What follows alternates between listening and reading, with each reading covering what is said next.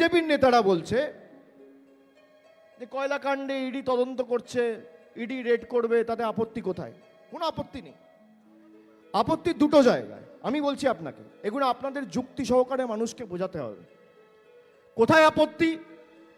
এক হচ্ছে কয়লা তদন্তে লাস্ট 3 বছরে একটা সামান ইস্যু করা হয়নি কাউকে, হঠাৎ করে নির্বাচনের 1 মাস আগে রেড, এখানে আপত্তি।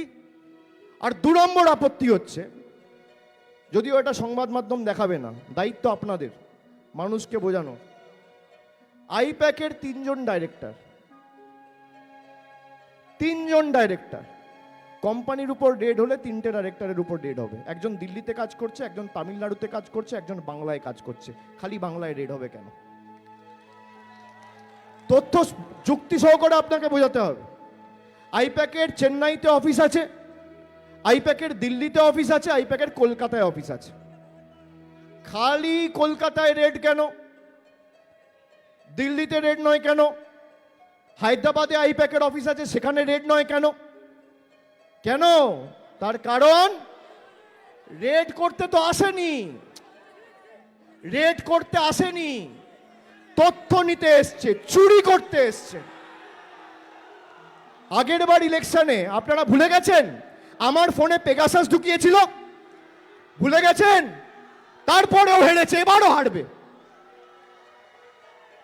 রেড করতে আসেনি, তথ্য চুরি করতে এসছে।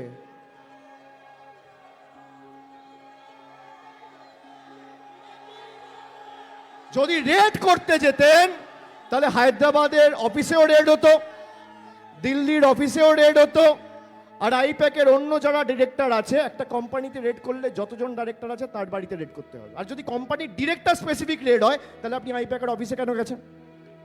আইপ্যাকের অফিসে গেছেন মানে আইপ্যাক জড়িত। আইপ্যাক জড়িত থাকলে আইপ্যাকের আরো 5টা অফিস আছে, সেখানে রেড হয়নি কেন? খালি বাংলায় কেন? এগুলো যুক্তির মাধ্যমে মানুষকে বোঝাতে হবে। যুক্তি আমাদের অস্ত্র, ফোন আমাদের অস্ত্র। ফেসবুক লাইভ করুন, মানুষকে বোঝান। বিজেপির নেতারা যখন টাকা নেয়, ক্যামেরায় ধরা পড়ে, তখন ইডি দেখতে পায় না, চোখ কানা হয়ে যায় না? যারা বিজেপিতে গেছে সব দোয়া তুলসী পাতা হয়ে গেছে।